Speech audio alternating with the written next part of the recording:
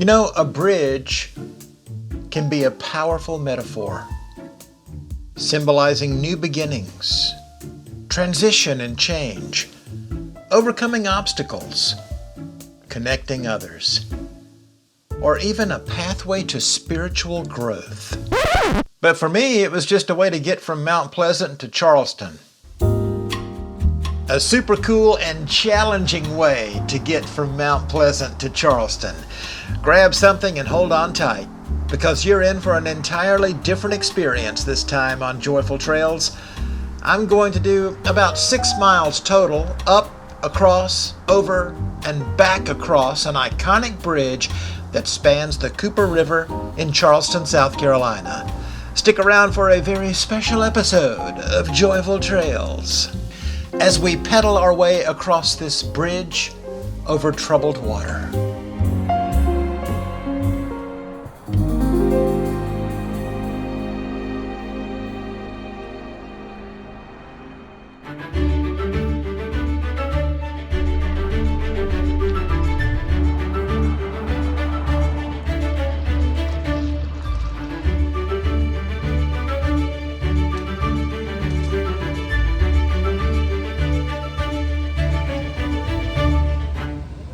This is Charleston.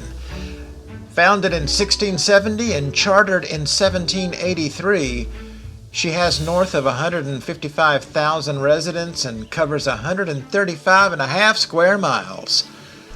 The most populous city in South Carolina, Charlestown, as it was originally known, became the first comprehensively planned town in the 13 colonies. Back in the day, this area was inhabited by the Cusabo Indians, on whom the European settlers declared war in 1671. The settlers initially allied with the Westo, a northern indigenous tribe that traded in enslaved Indians. Wait, what? I never heard about that in history class. But then in 1679, the settlers abandoned their alliance with the Westo Indians and went back and re-allied with the Cusabo Indians. Guys, make up your mind. Sheesh. The early Charleston economy was based on timber, tobacco, rice, and deerskins. America's first theater building was constructed in Charleston in 1736, and the famous St. Michael's Anglican Church was erected in 1753. Between the Revolutionary War and the Civil War, Charleston experienced an economic boom, with cotton as the major cash crop. Charleston was significant in the war between the states. As a pivotal city, the U.S. Army and Confederate Army vied for control of it. The conflict actually began in Charleston Harbor in 1861 and ended mere months after the U.S. soldiers retook control of Charleston in 1865. After the defeat of the Confederacy, the war had shattered the city's prosperity. Racial strife also marked this period. Fast forward all the way to 1989, when Hurricane Hugo infamously came ashore and did $2.8 billion worth of damage to Charleston. But the city rebounded fairly quickly. Downtown Charleston, sometimes referred to as the Peninsula, is Charleston's city center, separated by the Ashley River to the west and the Cooper River to the east. Charleston is home to educational institutions such as the Citadel and the Medical University of South Carolina, as well as the College of Charleston Woke Indoctrination Center. Famous folks from Charleston include Joel Roberts Poinsett, who is also claimed by Greenville. Poinsett was a physician, botanist, politician, and diplomat. The poinsettia flower is named for him. Darius Rucker, lead singer of Hootie and the Blowfish, was from Charleston, as was ad man Bill Backer, who originated the slogans "Things Go Better with Coke" and "It's the Real Thing."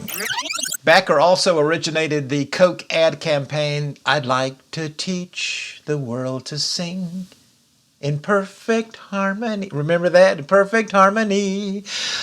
While I get fat from all this Coke I'm drinking instantly. I don't think it went quite like that, but hey, enough about the Confederacy, hurricanes, and Coca-Colas. We've got a trail to ride. It is the Arthur Ravenel Jr. Bridge in Charleston, South Carolina. Let's go.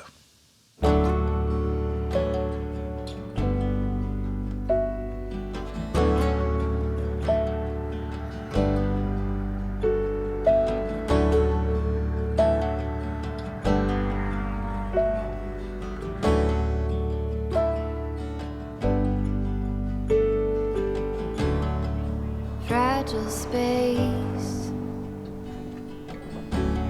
in a single sail, white rocky island, you and I on the trail, just us and the waves, no need to behave in the harbor of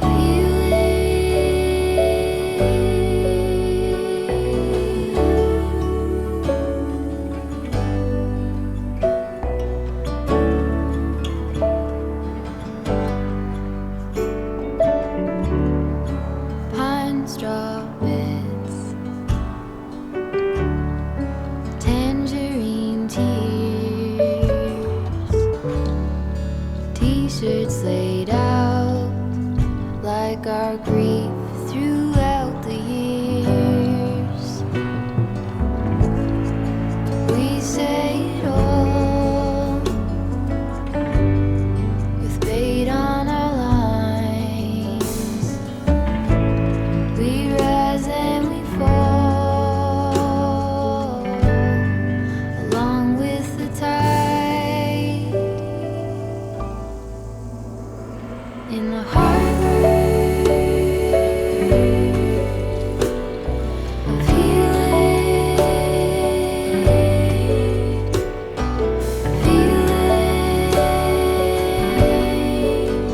all the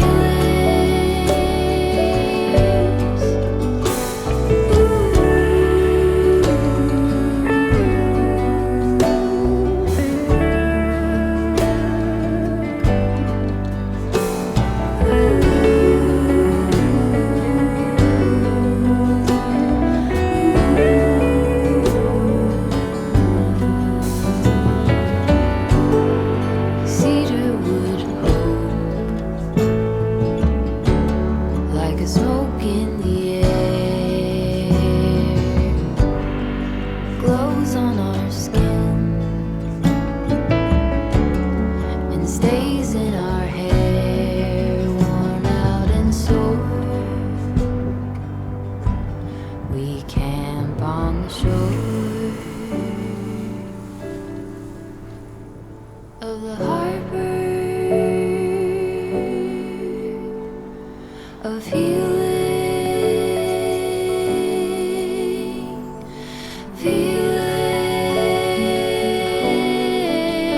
all the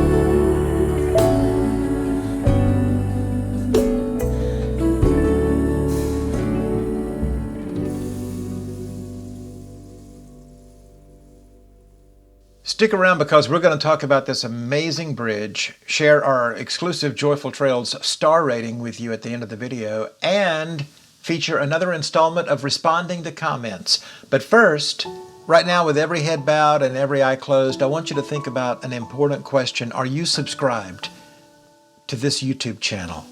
Are you subscribed to Joyful Trails? And if not, would you like to be? If so, I just want you to raise your hand right now. We're not going to embarrass you. Nobody's looking around. Yes, sir, I see that hand. I see that hand, young lady. The good news is you can subscribe easily and quickly right now. Just click on the subscribe button. Can I get an amen, Joyful Trails Nation? My day began at a Charleston sleep in over in the West Ashley neighborhood, but I did not sleep in because I had a bridge to conquer. I had explored the West Ashley Greenway the day before. Go back and watch that video if you missed it. I will place a card above and link to it in the description box below. So after a good night's rest, I helped myself to a hot breakfast at the hotel. All right, the Ravenel Bridge is cool and all, but let's talk about how to access it. I would recommend that you approach it from the Mount Pleasant side. In fact, there's a very nice green space with tons of public art and a wide pier at Mount Pleasant's Memorial Waterfront Park. It's the easiest place to park, to walk or ride the bridge. But this park is pretty awesome itself. You might want to spend some time here before you get up on the Ravenel Bridge. This waterfront park features the 1,250-foot long Mount Pleasant Pier, which runs under the bridge. There's fishing, including tackle sales and rod rentals, swings and picnic tables, wildlife statues and other public art, and a gift shop that sells sandwiches and stuff. By the way, this park is a no-fly zone. No drones, no kites. You can't even walk around with helium-filled balloons in your hand. I've never seen that before. I tell you, when you give a group of humans the power and the ability to make rules that other humans have to live by, there is seemingly no end to the crap that they will come up with. For example, and I'm getting ahead of myself, but look at all these rules for the Ravenel Bridge, particularly where it says no jumping, bungee jumping, base jumping, catapulting, or any like act from the bridge. Man, see, there goes another one of life's simple pleasures, spoiled by a meddling bureaucracy. I mean, I wanted to be catapulted from the bridge that day. I mean, wouldn't you? You know what this means, don't you? The fact that that rule even appears on a sign means that at some time in history, sometime in the past, some idiot got catapulted from the bridge. Maybe by choice, maybe not. And the sign with the rules for the bike lane, why is it written like the Ten Commandments?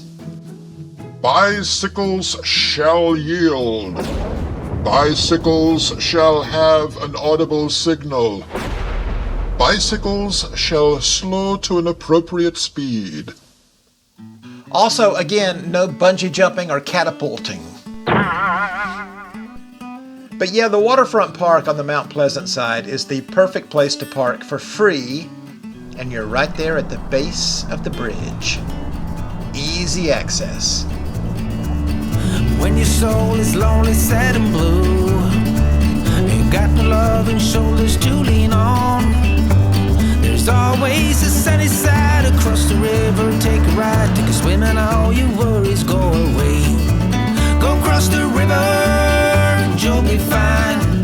Go counting winners, it's right down the line. You'll be alright, sunny side.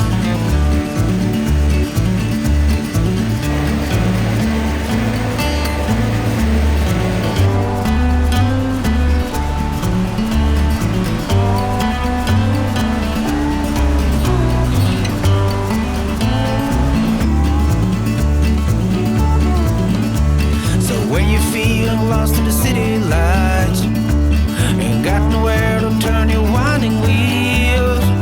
There's always the sunny side across the river. Take a ride, take a swim, my friend, and paddle your guitar. Across the river, you'll be fine. Go counting winners, right down the line. You'll be alright, sunny side.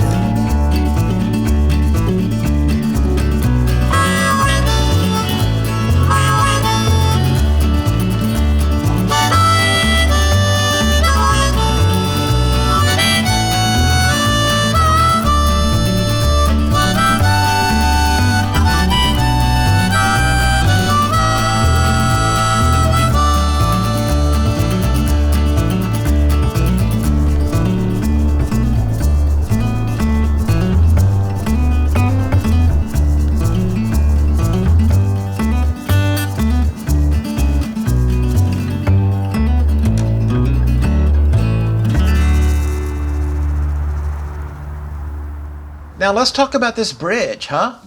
It's what they call a cable-stayed bridge with a main span of 1,546 feet, the third longest among cable-stayed bridges in the Western Hemisphere. How about that? Since its opening in 2005, the bridge has been considered an icon of Charleston and is one of the city's most recognizable landmarks. First, a little bridge history for you. Way back in the day, the John P. Grace Memorial Bridge spanned the Cooper River. It was named for a former Charleston mayor. Privately owned originally, a $1 toll was charged for a car to drive across. Next to it was the Silas N. Pearman Bridge, named for a South Carolina highway commissioner and opened in 1966 at a cost of $15 million, equivalent to $145 million today. The Grace and Pearman bridges eventually became functionally obsolete.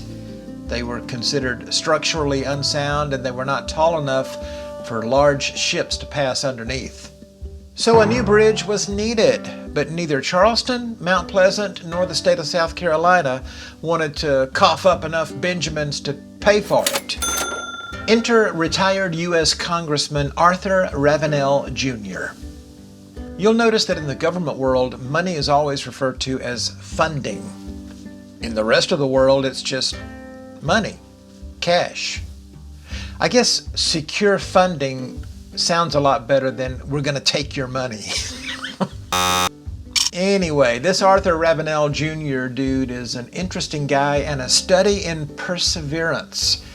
He started out a Democrat but switched to Republican, and he lost elections for the South Carolina State Senate 3 times, lost a bid for the U.S. House of Representatives in 1971, and also lost races for mayor of Charleston and governor of South Carolina.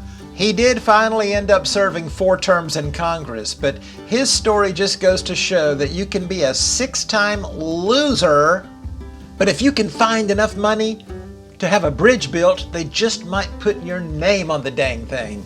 I love that story. Let's take a look at the Arthur Ravenel Jr. Bridge by the numbers. It's famous for its 2 diamond-shaped towers, each 575 feet high. The total length of the structure is 13,200 feet, with the main span stretching 1,546 feet between the towers. Suspending the deck 186 feet above the river are 128 individual cables anchored to the inside of the diamond towers. The roadway consists of 8 12-foot lanes with almost 100,000 vehicles flying by daily. Of interest to us, of course, is the 12-foot wide bicycle and pedestrian path known as Wonders Way, which runs along only the south edge of the bridge, overlooking Charleston Harbor. The span is designed to endure wind gusts in excess of 300 miles per hour, far stronger than those of most hurricanes. And I gotta tell you, it was very windy as I crossed the bridge on a February day. As I mentioned, the bridge's shared bicycle/pedestrian path is called Wonders Way, in memory of Garrett Wonders. He was a U.S. Navy ensign stationed in Charleston and was in training for the 2004 Olympics before he died in a bicycle vehicle collision.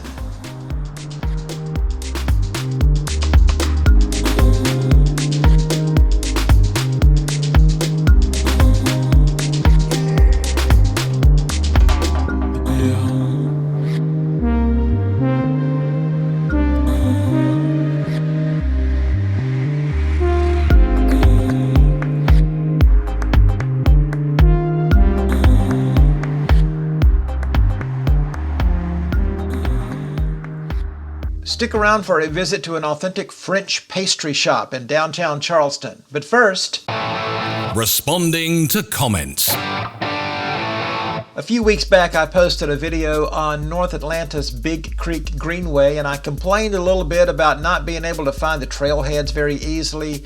Well, a viewer named Chuck had an explanation for me. I live in Roswell, The Greenway started as a bike and walking path along Big Creek, which flows into the Chattahoochee River.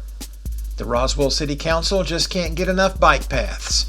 It ended somewhere before Alpharetta. Then Alf got the bug for paths and extended it when they started their massive city renovation. Eventually, Cumming wanted a piece of the action.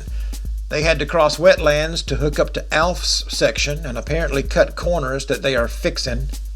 Note the southern word, fixin'. That Halcyon is another open mall / mixed living place.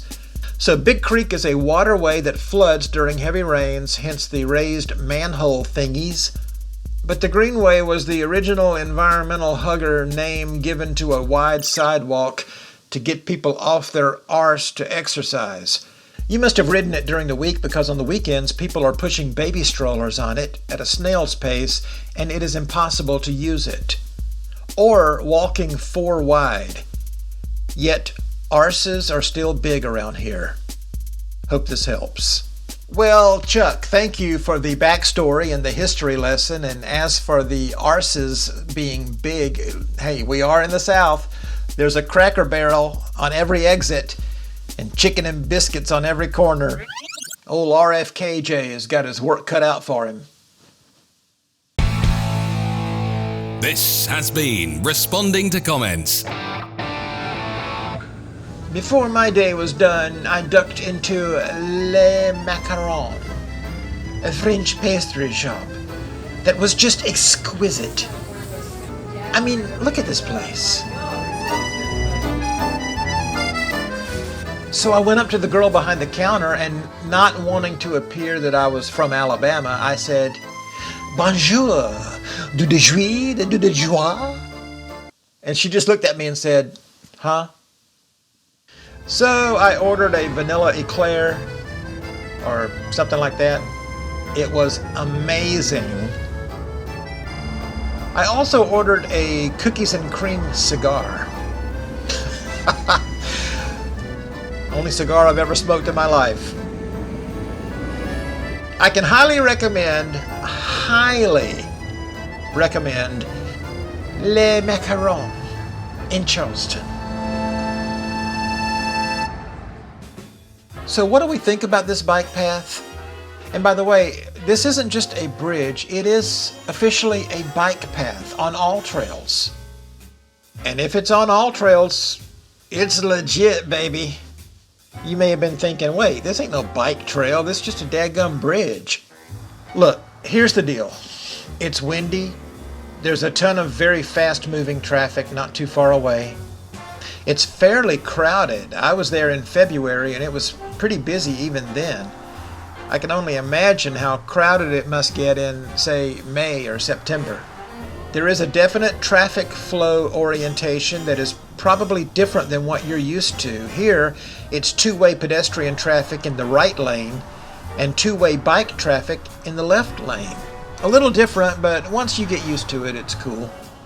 Also, just getting up on the bridge from the Mount Pleasant side is, well, I ain't gonna lie to you. It's a workout.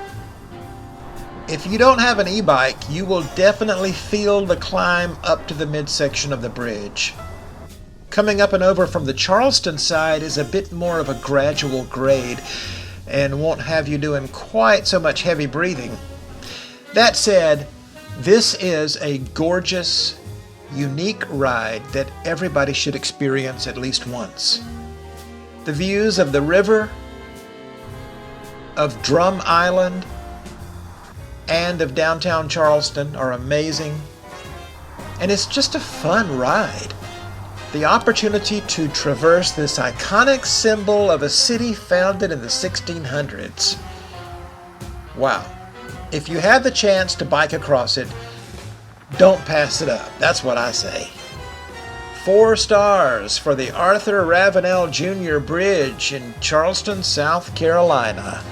Mr. Ravenel, you did good, sir.